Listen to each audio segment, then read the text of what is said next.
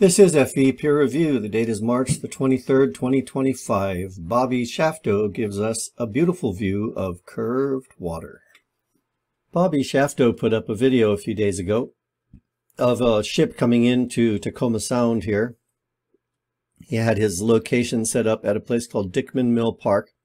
We'll be looking at that on Google Earth. And of course, I'm putting a link to Bobby's video in the description. Well, at 10 seconds in, the ship is passing behind this little structure here, which is a house adjacent to a lighthouse. And then after the ship has passed that spot, we see beyond that on the hill in the distance a house with a red roof, which we'll also find on Google Earth, and a little cluster of buildings down here at the shoreline. What caught my attention here is we're looking over across about 11 miles from Dickman Mill Park to that house on the hill there. That's about 11 miles. And what caught my attention was that we don't seem to see the shoreline of the opposite hillside. This ship also, as it goes by, is leaving no wake. Whereas later in the video, when the ship is closer, it does indeed show that there's a wake. I'll just get a spot here. Here we can see, this is 3 minutes, 30 seconds in. We can see that there is indeed a wake from this ship. So I wanted to look into those a little further. Why do we see no shoreline? Why do we not see any wake behind the ship in its earlier part of its passage into the sound here? And that's all to do loosely with a comment Mr. B Flat, who occasionally leaves comments on my videos, suggested that what we're actually seeing is not some sort of bottom-up obstruction caused by curvature in the water, but rather the ship pumping its ballast tanks out in order to reduce its draft as it approaches the port.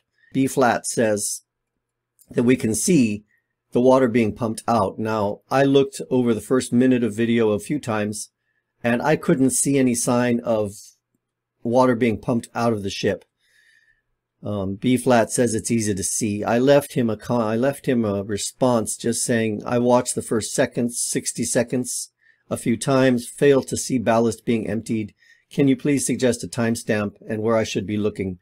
Now, I just left that a moment ago, so it hasn't been long enough for B Flat to respond. Maybe he'll get around to it the next time he's back online. Maybe not. It's not important. But I wanted to just mention that as kind of by reference to the conversation that's happening there. Let's take a look at these things in Google Earth. The yellow line shows the line of sight. We've got Dickman Mill Park down at the bottom of the yellow line here. I'm circling the mouse. And then the line of sight is just to the left of Browns Point Lighthouse, which is this one here. And then Point Robinson Lighthouse, which is this white structure here with the gable. And then almost on a straight line behind that, we see the red house on the hill.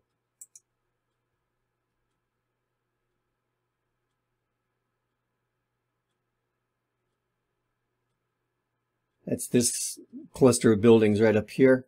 And you can see that it's up on a bluff overlooking the water. And to the right of it, on our line of sight, there's a group of buildings right down near the waterline, near the shoreline.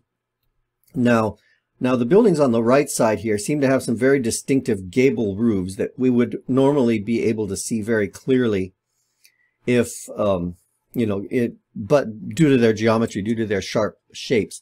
But we don't really see them here.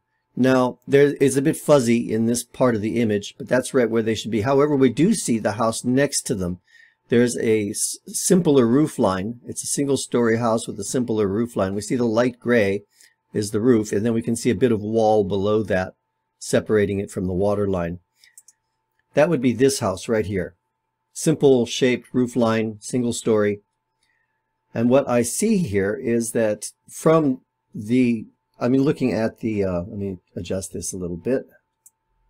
I'm looking at bottom right corner, the data from Google Earth as far as the elevations, as I move the mouse around where it says elevation. So down here it tells us we're about 6 feet up above the water. I always take the Google Earth measurements with a grain of salt, a few feet this way or that. It's also probably using mean sea level rather than the actual water line at the moment the photograph was taken. This could be high tide, low tide, I don't know. But what we're interested in is, what we see here is that from the water line, which it says six feet, from the water line to the base of the house, now it says 14, 15 feet. So that's about a 9-foot drop from the base of the house to the water line, maybe a little more, maybe 10, 12 feet. And then the ground continues to slope up a little bit behind. So there we've got about maybe 10 feet from the water line to the base of the house. And then we've got the wall, and then we've got the roof. And what we don't see here is the 10 feet or so from the base of the wall down to the water line. That's cut off. We're not seeing that. And we're not seeing pretty much anything of the house next to it. This one here. Well, I went into the Earth Curve Calculator here, Walter Bislin's Earth Curve Calculator, and I typed in some distances. I put 17 feet as the observer height, which was what Bobby Shafto put on his video, and 11 miles as the target distance, which he used, and which pretty much matches what I have on Google Earth. My line here extends a little bit beyond, and it's 11 and it says 11.6 miles. So I just went with Bobby's numbers. And according to Bislin's calculator, using standard refraction, we have 16 feet hidden. I measured maybe 10 feet or so from the water to the base of the wall. And then we've got the wall. It looks like the house is on a raised foundation, so there's probably a few feet there. Anyway, the point of it is, using standard refraction and the Earth Curve Calculator, it looks like what we're seeing in Bobby's video is exactly what we'd expect to see. There's enough obstruction to pretty much hide the shoreline, but still allow us to see the wall of the house. So there you have it. There's no shoreline there. We can't see the shoreline. We can't see the wake on the boat. And yet when the boat is closer, we do indeed see the wake. Frame it how you may wish, Mr. B. Flat. You're still just fooling yourself. It's looking at you right in the face, right there. We can't see the shoreline of the opposite hill. We can see the roof. We can see the division between the roof and the wall. It's not a problem of Rayleigh criteria or, things like that. It doesn't even look like there's, much in the way of any kind of miraging happening. It's all a pretty clean image. I'm going to edit this in after the fact. I decided I don't want to elaborate on this video and make it longer than necessary, but I was looking at this and thinking, wow, those beautiful mountains in the background. If I were to pursue this further, or if B. Flat wanted to look into it further and actually, do some serious research rather than just speculate about ballast tanks, those mountains might make a very interesting reference. What I might do is go to Google Earth and check that line of sight and try to identify the distant mountains. Let's see if we can do a little bit of that here. And then get on to Peak Finder. I know Ruhif has done that quite a few times. His videos would be helpful in figuring out the way to do it. So it looks like these distant peaks that are on the horizon here. If we could identify those peaks and their elevations, and then compare that to, let me zoom out here a little bit, see if we can get a rough distance to them. I wonder if it's these.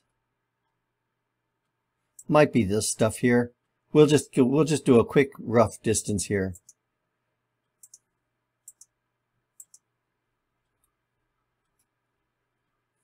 Dickman Mill Park.